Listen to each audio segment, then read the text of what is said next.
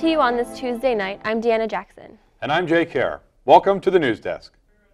Just this past weekend, an apartment for the University of North Texas, a group of students came home to an unexpected surprise and a few unexpected guests. On the third floor of the apartment building, a party of over 100 people proved to be entirely too much weight for the floor when it came crashing down into the apartment below. This was not the first time this apartment had hosted a party of this size. In fact, the students in the apartment below were at the police department filing another noise complaint when the unfortunate event occurred.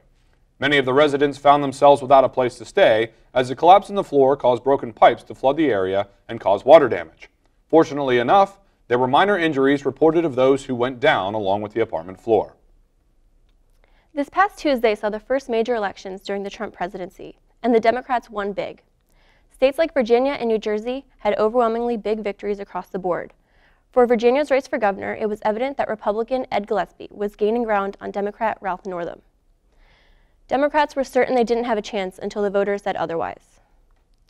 Aside from the governor's race, transgender woman Danica Roem was elected into the Virginia State House, becoming the first transgender lawmaker in the country. Her competitor, Bob Marshall, sponsored a transgender bathroom bill and even refused to debate Roem, referring to her as male pronouns. Virginia also elected Democrats Hala Ayala and Elizabeth Guzman to become the first two Latina lawmakers in the country. Moving up north to New Jersey, Phil Murphy ousted Chris Christie for the governor title, and in Maine, voters overwhelmingly approved a ballot measure to expand Medicaid over the objections of their governor, Paul LePage, who vetoed the Medicaid expansion 5 times and counting.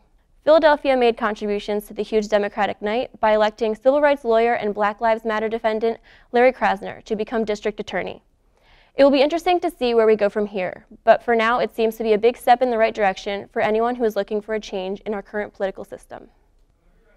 With the holiday season upon us and shopping to be done, we want to be careful when traveling around with large amounts of money. A stabbing occurred in the Mall of America Macy's department store dressing room just last night. The suspect approached the victim with his demands, but the victim, who has not yet been identified, fought back. A family member who was also stabbed when they heard the commotion going on inside the room and went in to help.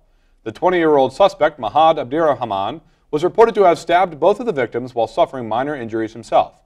The victims were rushed to Hennepin County Medical Center in Minneapolis and are expected to recover from their wounds. And now we send it over to Danny with the weather. Thanks, guys! Is anyone else enjoying this snow? Because it's getting me in the holiday mood, and I cannot wait to eat some turkey next week. But don't worry, there won't be any more snow in the near future. Tomorrow will be a high of 49 degrees and a low of 36 with PM showers. Thursday and Friday will both have a high of 51 and a low of 37, with around 50% chance of rain throughout the day. Saturday will be a high of 50 and a low of 36, and that should be the last 50-degree weather for a while as we shoot down into the mid-40s over break. Well, that's it for me. I hope you all have a wonderful and safe Thanksgiving break filled with lots of friends, family, and food. Back to you guys.